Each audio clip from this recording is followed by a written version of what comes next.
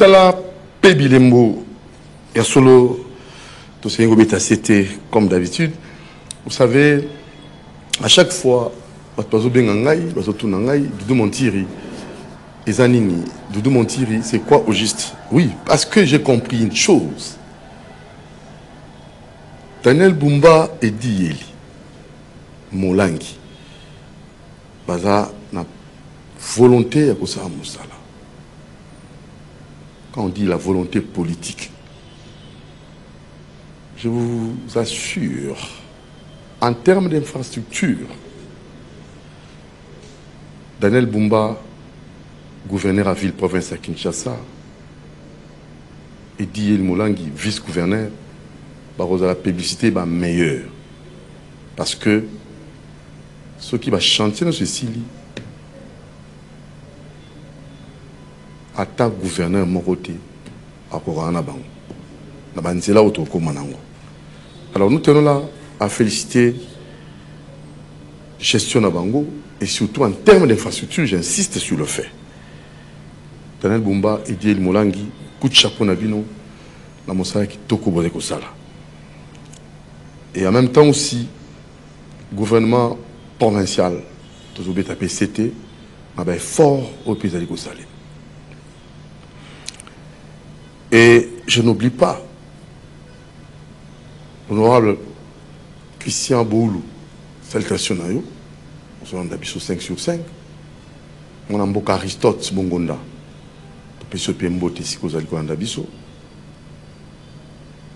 et Monsieur Bienvenu,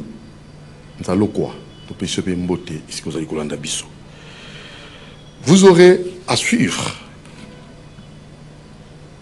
restitution de la 8e réunion ordinaire du Conseil des ministres du gouvernement provincial de la ville-province de Kinshasa, présidée par le gouverneur Daniel Bumba. Alors, suivons, et nous allons revenir ça après. C'est parti.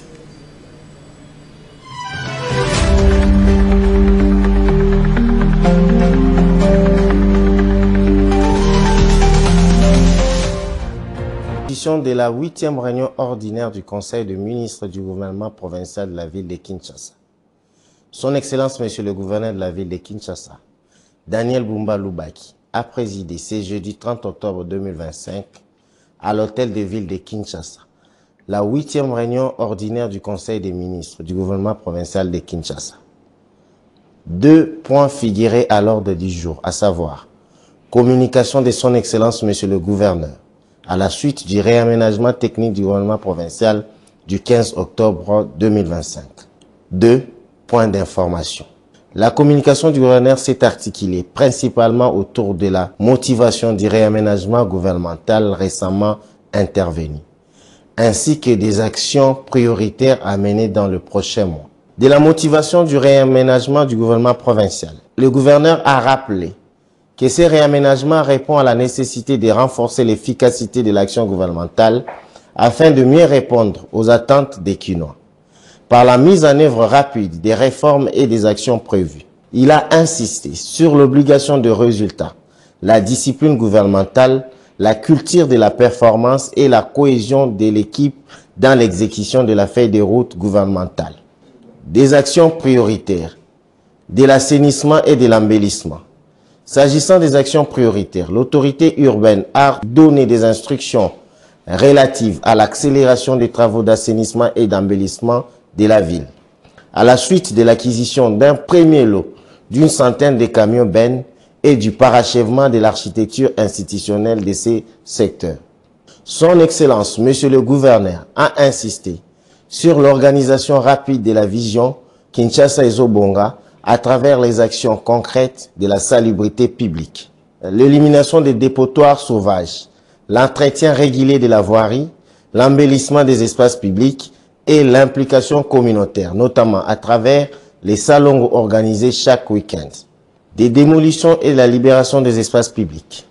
Concernant la libération des emprises publiques et les démolitions légales, le gouverneur a réaffirmé sa détermination en instruisant le ministre compétent de poursuivre la politique de récupération des espaces publics pollués et d'éradication des constructions anarchiques, Il a insisté sur le respect strict des procédures légales et sur la communication claire et transparente autour de ces opérations. Le gouverneur a également rappelé la nécessité de restaurer l'autorité de l'État en appelant à une meilleure coordination des services de l'ordre et au respect des normes de gouvernance dans la gestion des affaires publiques. La lutte contre l'impunité, les désordres urbains et les incivilités demeurent une priorité absolue. De la mobilité urbaine. Abordant la question de la mobilité urbaine, le gouverneur a souligné l'urgence d'organiser efficacement la circulation de mototaxis, d'assurer leurs immatriculations, de renforcer les mesures de sécurité routière et de faire appliquer l'interdiction d'accès à certaines zones sensibles pour les engins à 2 roues. De la modernisation de la voirie urbaine. S'agissant de la modernisation des infrastructures routières, le gouverneur s'est réjoui des avancées enregistrées dans les travaux de construction et de réhabilitation de la voirie.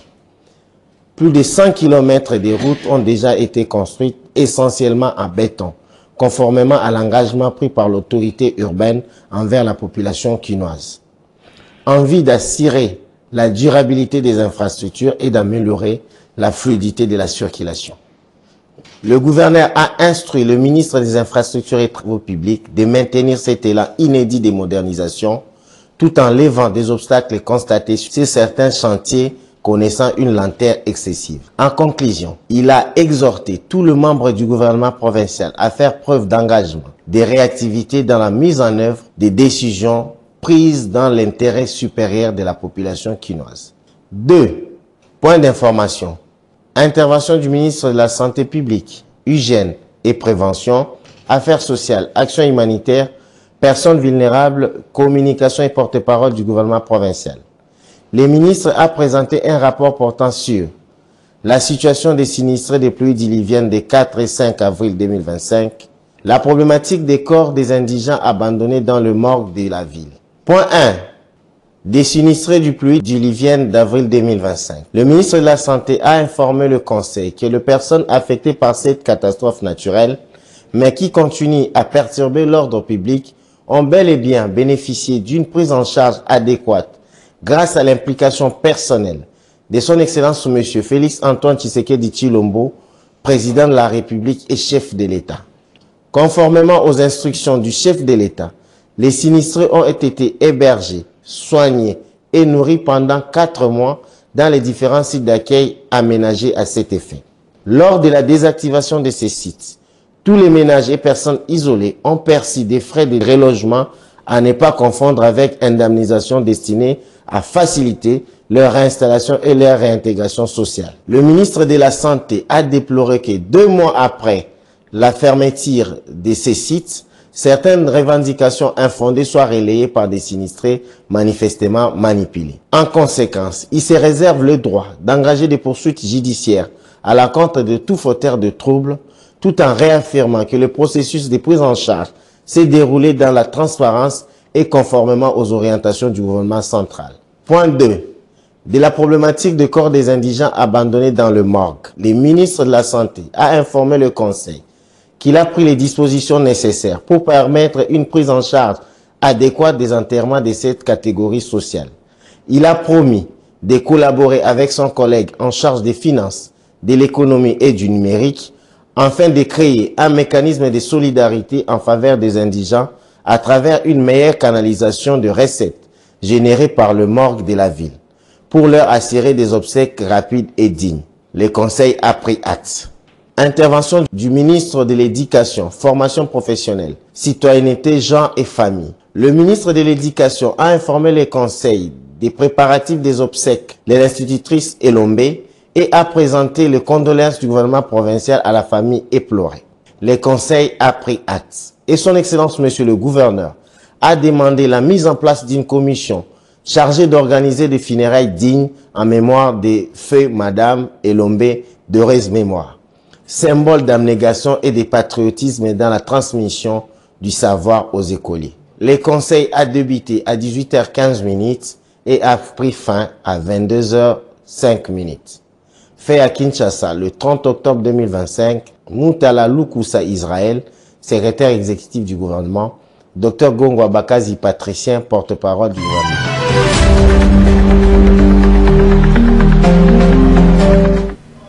Voilà, merci beaucoup le rapporteur du gouvernement provincial. Il s'agit bel et bien de son Excellence ministre provincial de la Santé, praticien Gongo. Merci. Alors vous avez compris, Tolubi, Missa les Aliko Salim, Daniel Bumba, Edi Eli, le gouvernement provincial, ensemble, Badosa Moussala, Kinshasa et Kobonga. Kinshasa et Kobonga, ils allaient réalité, ils allaient mixité. Patience, moi, moqué, Kinshasa et Kobonga. Parce que les dirigeants, ont la volonté de Kobonga Samakamp. Merci à vous qui nous avez suivis avec beaucoup d'attention. Bilembo Pe Misala, Binongo Bomoni, Binongo confirmé, et Zali réalité. Tout le monde vous aime beaucoup. Ciao.